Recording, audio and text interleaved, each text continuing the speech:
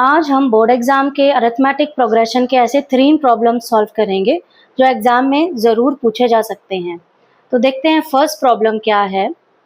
Which term of the AP 3, 15, 27 and so on will be 120 more than it's 21st term. मतलब हमें ऐसा term ढूंढना है जो 21st टर्म से 120 ज़्यादा हो और उस टर्म का नंबर क्या है, n वैल्यू क्या है। तो इसको सॉल्व करते हैं। तो सबसे पहले हमें ढूंढनी है ऐसा टर्म जहाँ पे 21st टर्म से 120 वैल्यू ज़्यादा हो।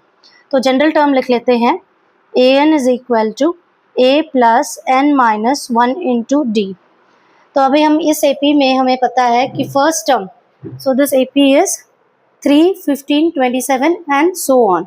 सो इस AP में हमारा फर्स्ट टर्म होगा a is equal to 3 and d की वैल्यू होगी second term minus the first term. So d is equal to 15 minus 3 which is equal to 12।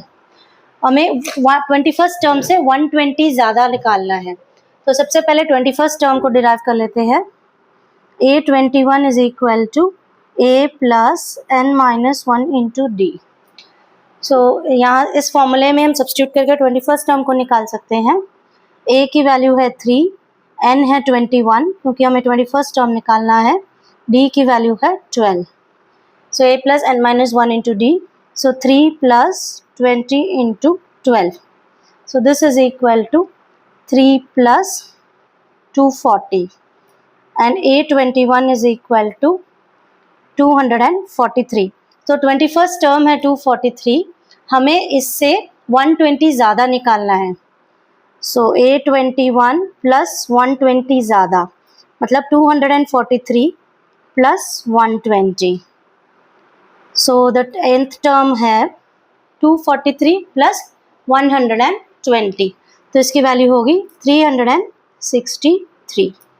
सो ऐसा nth टर्म ऐसा है जो 363 है, जो 21st टर्म से 120 ज़्यादा है। इसकी हमें n वैल्यू निकालनी है। तो फॉर्मूला में सब्स्टिट्यूट करते हैं again in general form. an is equal to a plus n minus 1 into d. So this is the general term to find the nth term of an AP। तो यहाँ पे इस वैल्यूज़ को substitute कर लेंगे। So इस equation में an is a plus n minus 1 into d। So n term को सब्स्टिट्यूट करते हैं। यहाँ पे a की वैल्यू होगी same 3 plus n minus 1, n हमें निकालना है इंटू डी, डी की वैल्यू होगी सेम 12 इज इक्वल टू 363। सो इस इक्वेशन को सॉल्व करेंगे। Open the brackets. सो यहाँ पे होगा 3 plus n minus 1 into 12।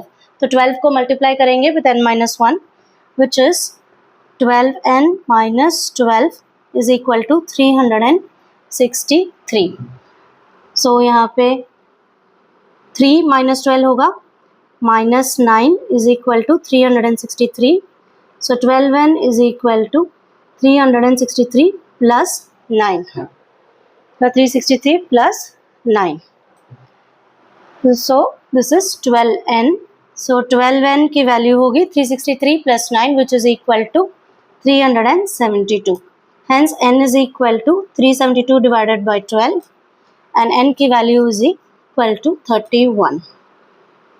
So hence answer is 31st term है which is 120 more than the 21st term। Hence in the AP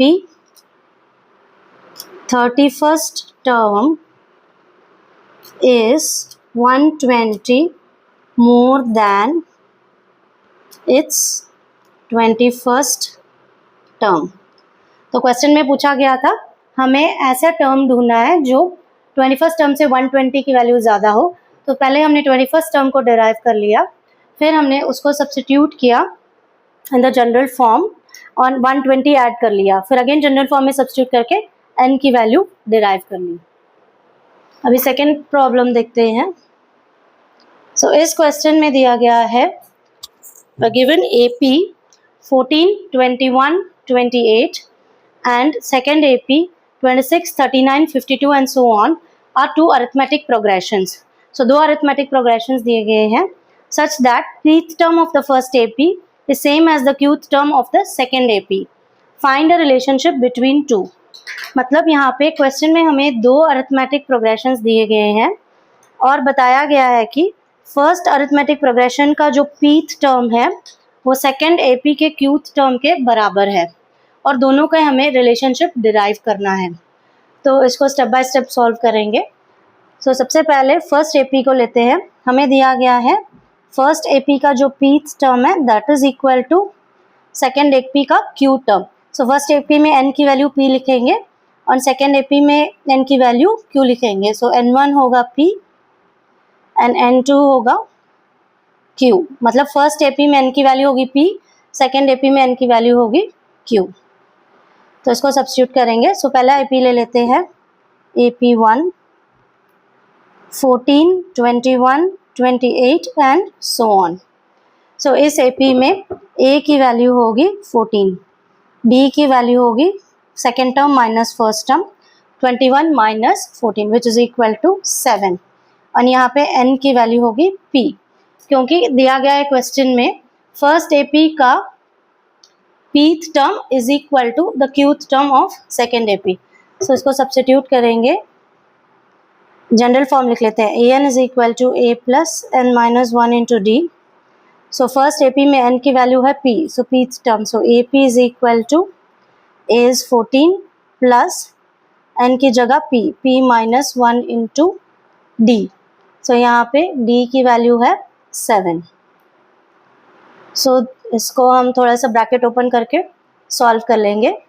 so this is our first equation, AP is equal to 14 plus 7p minus 7। Brackets को open करेंगे 7p minus 7, hence AP is equal to 14 minus 7 is 7, 7 plus 7p। ये है equation 1।